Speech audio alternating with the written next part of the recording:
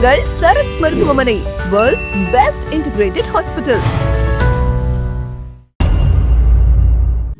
எனது பெயர் பழனிசாமி. முதல்ல கொலஸ்ட்ரால், சுகரு, பிரஷர் எல்லாம் இருந்தது, மூட்டு வலி இருந்தது. அது மாத்திரை சாப்பிட்டுமே கேட்கல. இது ஒரு 8 மாசத்துக்கு முன்னால கேள்விப்பட்டு இங்க வந்து ட்ரீட்மெண்ட் இப்ப தொடர்ந்து 8 மாசமா எடுத்துட்டு இருக்கேன். மெயினா இங்க சொல்லக்கூடிய சாப்பாட்டு முறைகளை பின்பற்றினாலே போதும், பாதி நோய் குணமாயிடும். அதுபோக இந்த மருந்துகளும் அவங்க சொல்றபடி கேட்டு கரெக்டா இருந்து டெய்லி ஒரு 1 மணி நேரம் எக்ஸசைஸ், வாக்கிங் பண்ணி உடம்ப பார்த்துக்கிட்டோம்னா எந்த ப்ராப்ளம் கிடையாது. உடம்பு நல்ல ஆரோக்கியமா இருக்குது.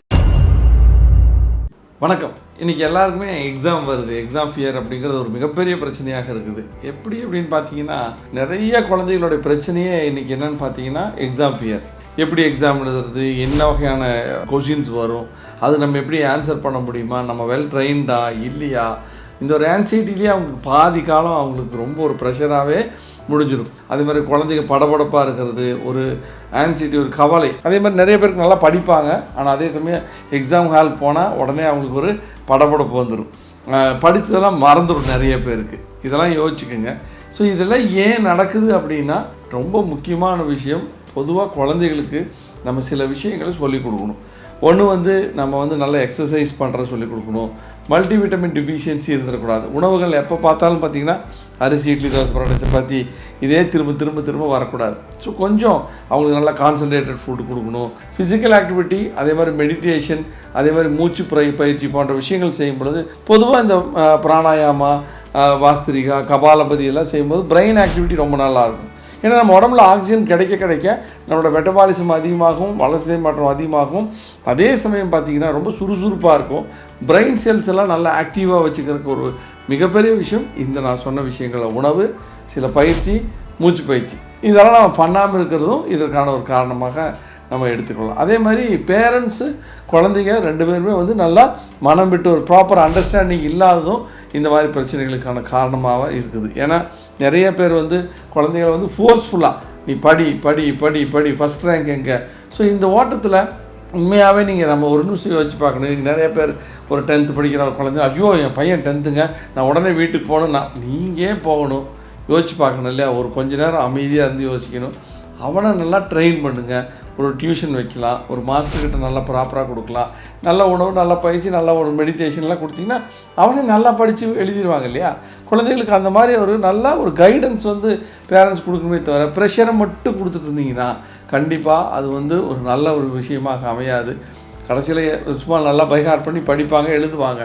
பட் அட் சேம் டைம் ப்ரில்லியன்சி அப்படிங்கிற ஒரு விஷயம் இல்லாமல் போயிடும். ஸோ இந்த இருக்கிற ஒரு எஜுகேஷன் சிஸ்டமே நிறையா குழப்பமான ஒரு சிஸ்டமாக இருந்தால் கூட நம்ம இப்போ இருக்கிற குழந்தைகளை நல்லா படிக்க வைங்க. நல்ல ஒரு எய்ம் செட் பண்ணி கொடுங்க. அதை எப்படி படிக்கணும், அந்த எய்மை எப்படி நம்ம அடையணும், ஒரு பிளான் எக்ஸிக்யூஷன் எப்படி இருக்கணும், அதே மாதிரி ஒரு ஸ்ட்ராட்டஜிக்கல் பிளான் எப்படி அந்த ஃபஸ்ட் ரேங்கோ இல்லை நல்ல மார்க்கோ இல்லை நல்ல வகையில் படித்து எக்ஸாம் எழுதுறதோ போன்ற விஷயங்களை அது நமக்கு தக்கவாறு நம்ம செட் பண்ணிவிட்டு அதை குழந்தைகளுக்கு நம்ம என்ன பிளானுங்கிறத சொல்லணும். ஸோ இதிலேருந்து இப்படி படிங்கன்னு சொல்லி மட்டும் கொடுத்துட்டு கைடன்ஸ் மட்டும் கொடுத்தாவே போதும். அது போக நம்ம கொடுக்க வேண்டியது உணவு பயிற்சி, மூச்சு பயிற்சி, அதே மாதிரி சில கவுன்சிலிங், நல்ல அண்டர்ஸ்டாண்டிங். இதெல்லாம் இல்லாமல் இப்போ இருக்கிற பேரண்ட்ஸ்கிட்ட இன்னொரு முக்கியமான ஒரு மோசமான பழக்கம் என்னன்னு பார்த்தீங்கன்னா, எந்த குழந்தையாக இருந்தாலும் சரி, சின்ன குழந்தைலேருந்தே ஒரு அடிக்ஷனை அவங்க உருவாக்குறாங்க. அதுதான் மொபைல் அடிக்ஷன். இது ரொம்ப தவறான ஒரு விஷயம். இந்த மொபைலை கையில் எடுத்தாங்கன்னாவே என்ன ஆகுது அப்படின்னா, அவங்களுக்கு அப்போதைக்கு பேரண்ட்ஸை பொறுத்தளவுக்கு நம்ம எஸ்கேப் ஆகணும். கொஞ்ச நேரத்துக்கு பையன் தொந்தரவு பண்ணக்கூடாது, குழந்தை நம்மளை தொந்தரவு பண்ணக்கூடாதுன்னு நினைக்கும் போது ஆட்டோமேட்டிக்காக ஒரு மொபைலை கொடுத்து ஒரு கேமோ இல்லை ஒரு ஏதாவது ஒன்று அவங்களுக்கு ஓப்பன் பண்ணி கொடுத்துட்றாங்க. ஸோ இந்த வீடியோஸோ இந்த கேமோ பார்க்கும்போது அவங்க ஒரு அடிக்டடான ஒரு கண்டிஷனுக்கு வராங்க. அது கண்டிப்பாக அவங்களோட மூளையை பாதிக்கும், புரிந்து கொள்ளும் தன்மையை பாதிக்கும், இரிட்டேஷனை உண்டாக்கும், கோவப்படுவாங்க, பொருளை தூக்கி எறிவாங்க. ஃப்யூச்சரில் அவங்களோட வாழ்க்கையை நீங்கள் கெடுத்துட்ருக்கிறீங்க. ஒரு குழந்தைகளை இப்போ நீங்கள் சில இடத்துக்கு ஒரு பப்ளிக் பிளேஸில் போகும்போது நிறைய குழந்தைங்க அம்மா அப்பா கிட்ட சமத்தாக இருந்துக்குன்னு சொல்லுவாங்க இல்லையா? ஸோ அந்த மாதிரி இருக்குது. இன்னொரு குழந்தைகள், ஒரு செட் ஆஃப் குழந்தைகள்லாம் பார்த்தீங்கன்னா எப்போ பார் கத்தி தகராறு பண்ணி அந்த மொபைலை கூடுன்னு சொல்லி. ஸோ இது யார் அதற்கான பொறுப்பு அப்படின்னு பார்த்தா பேரண்ட்ஸ் தான். ஸோ இது ரொம்ப முக்கியமான ஒரு விஷயம். பேரண்ட்ஸ் குழந்தைகிட்ட நல்ல ஒரு அண்டர்ஸ்டாண்டிங் பேசணும், நிறைய மனம் விட்டு பேசணும். அப்படி பேசும்போது என்னன்னா அந்த குழந்தைங்க நம்மக்கிட்ட கம்யூனிகேட் பண்ண ஆரம்பிக்கும். ஒரு தவறுகள் பெரிய இடத்துல பார்த்திங்கன்னா நிறைய தவறுகள் நடக்குது. சில குழந்தைகள் சூசைட் பண்ணிடுது. சாதாரண 2 மார்க் கம்மி நான் செகண்ட் ரேங்க் போயிட்டு சூசைட் பண்ணுற குழந்தைகள் ஜாஸ்தி. ஏன்? அது கிடையாது. ஃபஸ்ட் ரேங்க் இருக்கவங்க எல்லாம் வாழ்க்கையில் ஃபஸ்ட்டு பொசிஷன் இருக்கிறாங்களா? கிடையாது. ஸோ இதெல்லாம் நம்ம புரிஞ்சுக்கணும். ஒரு நார்மல் மார்க்ஸ் வாங்குவாங்க, அவங்க வந்து நல்லா வாழ்க்கையில் சிறப்பாக உயர்ந்து மேலே நல்ல ஒரு நிலைக்கு வர்றவங்கள நம்ம நிறைய பேர் பார்க்குறோம். நல்லா படித்தவங்க ஃபெயிலியர் ஆகிறது பார்க்குறோம். ஸோ அதுக்காக படிக்காதீங்கன்னு சொல்ல, படிப்பு அப்படிங்கிறது நம்மளுடைய நாலேஜை வளர்த்துக்கிறதுக்கும் நம்மளுடைய ஒரு ப்ரில்லியன்ஸியை வளர்த்திக்கிறதுக்கும் அதுக்காக தான் யூஸ் பண்ணணுமே தவிர காப்பி அண்ட் பேஸ்ட்டாக இருந்துடக்கூடாது. ஒரு விஷயத்தை நம்ம தெரிஞ்சுட்டு அதை அப்படி எடுத்து பேஸ்ட் பண்ணி நம்ம ஒரு சும்மா ஒரு தியரட்டிக்கலாக மட்டும் இல்லாமல் ப்ராக்டிக்கலாக நிறைய விஷயங்களை கற்றுக்கணும். அப்போ அதனால் எதுவுமே டென்ஷன் ஆகாது. ஃபெயில் ஆகிட்டேன்னா ஓகே கூப்பிடுங்க, பரவாயில்ல, இது விட்டு அடுத்த பொசிஷன் எடுப்போம். ஃபெயில் ஆனவங்க எத்தனையோ பேர் சக்ஸஸ் ஆகிருக்கிறாங்க. ஸோ நம்ம இந்த காலேஜ் இதுலேயோ ஸ்கூல்லேயோ வந்து குழந்தைகளை வந்து இதுதான் உன் வாழ்க்கைங்கிறத நீங்கள் ப்ரிடிக்ட் பண்ணவே முடியாது. அவங்க எப்படி இருந்தாலும் நிறைய பேர் படித்த சப்ஜெக்ட் வேறையாக இருக்கும், இருக்கிற பொசிஷன் வேறையாக இருக்கும். ஸோ இந்த மாதிரி நிறைய விஷயங்கள் குழந்தைகள் விஷயத்தில் இருக்கும். முதல்ல எல்லாத்துலேயுமே ஒரு நல்ல ஒரு பொறுமையான ஒரு அப்ரோச் இருக்கணும் அப்படிங்கிறது ரொம்ப ரொம்ப முக்கியம். ஸோ இதெல்லாமே கற்றுக்கிட்டிங்கன்னா கண்டிப்பாக வந்து குழந்தைகளை ரொம்ப ஈஸியாக ஹேண்டில் பண்ணலாம். அவங்களுக்கு வந்து அழகாக நல்லா கைட் பண்ணலாம். அவங்க எந்த பதட்டம் இல்லாமல் போய் எக்ஸாம் எழுதுவாங்க. இதெல்லாம் எங்கேயும் எனக்கு பண்ணுறதுக்கு டைமு. என் குழந்த ஸ்கூலில் சூப்பராக மார்க் வாங்கணும், நல்லா ப்ரில்லியண்ட்டாக இருக்கணும், நல்லா படித்ததை பதட்டம் இல்லாமல் போய் எழுதணும் அப்படின்னு கேட்குறீங்கன்னு வச்சுக்கோங்க. அப்போ ஒரே வழி இன்டெகிரேட்டட் மெடிசன்ஸில் இருக்குது அப்படிங்கிறதான் இந்த நிகழ்ச்சியில் நான் சொல்ல வரேன். நிறைய பேர் நம்ம சோம்பேறி தான், நான் சொன்னதெல்லாம் செய்ய மாட்டாங்க. தானே பொதுவாக மெடிசன் அப்படின்னு பேசும்பொழுது என்ன சொல்லலாம், மெடிசன் அப்படிங்கிறது ஒரு பார்ட் மட்டும்தான். மெடிசன், உணவு, பயிற்சி, மனநிலை, இது 4 சேர்ந்து தான் மருந்து. ஸோ இதெல்லாம் வந்து நம்ம எடுத்துக்கவே மாட்டோம். அப்படிங்கிறவங்களுக்கு ஹைப்போடென்சி மெடிசன் கொடுக்க வேண்டிய ஒரு சூழ்நிலை இருக்குது. ஹைப்போடென்சினா ரொம்ப நல்ல மருந்துகளை கொடுக்க வேண்டிய சூழ்நிலை இருக்குது. இதே மாதிரி தான் இந்த விஷயத்துலையுமே இதெல்லாம் நீங்கள் பழகி நல்ல உணவுகள், பயிற்சி இதெல்லாம் கொஞ்சம் ஃபாஸ்ட்டாக பண்ணிங்கன்னா கண்டிப்பாக நல்ல ஒரு டெவலப்மெண்ட்ஸ் ஒரு கோர்ஸ் ஆஃப் டைமில் நடந்துடும். நல்லா சைமில்டேனியஸ் அவங்களுக்கு நல்லா பேசுங்க, அவங்களுக்கு நல்ல உணவுகள் கொடுங்க. ஏதோ ஒரு கராட்டே கிளாஸோ, ஒரு ப்ராக்டிஸோ, ஒரு ஜிம்மோ ஏதோ ஒரு இடத்துல ஜாயின் பண்ணி விடுங்க. ஸோ ஜிம்னாசியம் பண்ணும்போது அவங்களுக்கு ஒரு நல்ல ஒரு கான்ஃபிடென்ட் வரும். யோகா பண்ணும்போது நல்ல ஒரு மெடிடேஷன் பவர் ரொம்ப ஜாஸ்தியாக இருக்கும். ஸோ அவங்களுக்கு நல்லா அந்த புரிந்து கொள்ளும் தன்மை ஈஸியாக வரும். ஸோ இந்த டிவி இப்போ மொபைல்லாம் பார்க்குறத விட்டுட்டு அவங்களோட கான்சன்ட்ரேஷன் அதிகப்படுத்தலாம். ஸோ இதில் முக்கியமான ஒரு விஷயம், இதெல்லாம் எனக்கு பண்ணுறதுக்கு டைம் இல்லை, ஆனால் என் குழந்தை ப்ரில்லியன்ட் ஆகணும்னா தெரிஞ்சு எக்ஸலண்ட் மெடிசன்ஸ் வந்து இந்த இன்டெகிரேட்டட் மெடிசன்ஸில் இருக்குது. நிறையா விஷயங்களை ஒருங்கிணைந்து கொடுக்கும் பொழுது அந்த குழந்தை நீங்கள் ஒன்றுமே இல்லை, ஜஸ்ட்டு 1.5 months பார்த்தீங்கன்னா அந்த குழந்தைய ஆக்டிவிட்டி மாறிடும்.